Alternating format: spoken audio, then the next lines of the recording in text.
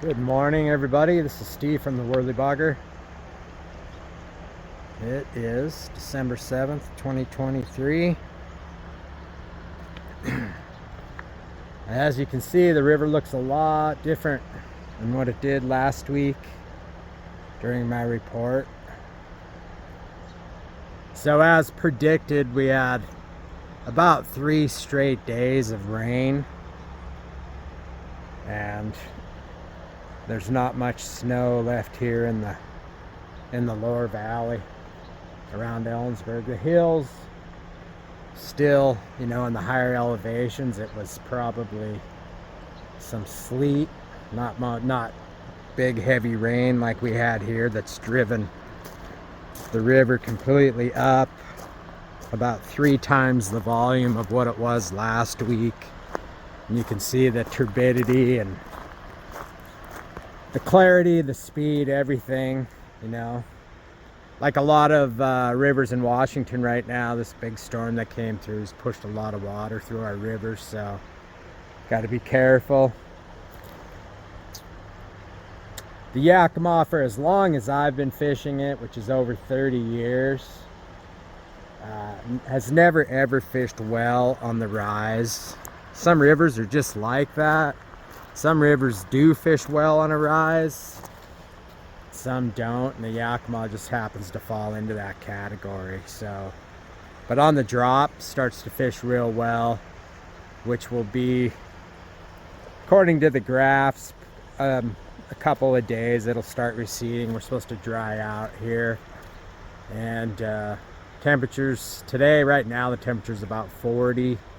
It's supposed to be that again, I believe, tomorrow, and then cool off, maybe some snow. But it is December, so when the river comes back in, turd and a worm is a good combination, to fish. It washes lots of stoneflies through the system. It washes lots of caddis larvae, and of course lots of worms. And there's a couple of different types of worms that you might not be aware of in the river.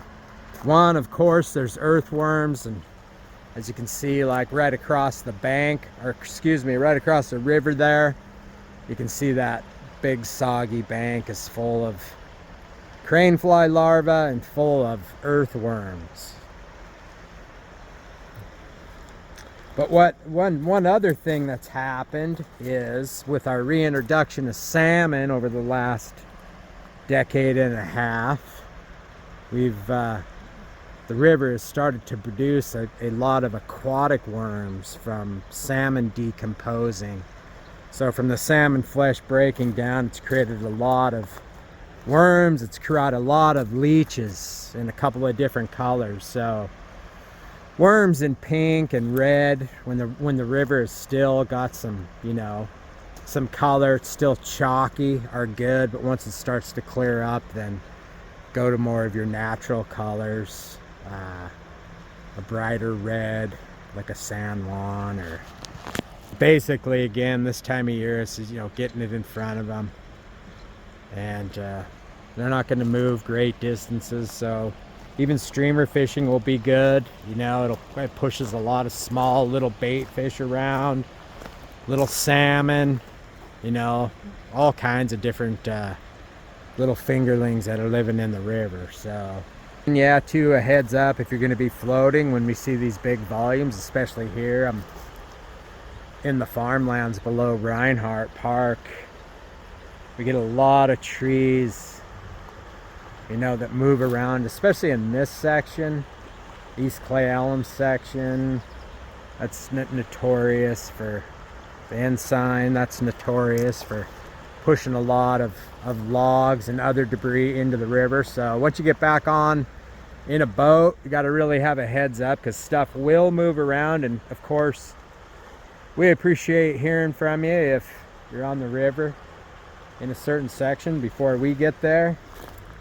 Give us a shout out, let us know if there's any hazards, and we can pass that along to everybody. So hope everybody's having a good day. You need to fill the stocking for your favorite fly fisherman in your life, give us a jingle. We're happy to help you with that. Appreciate everybody's support, and enjoy the rest of your day and the upcoming weekend.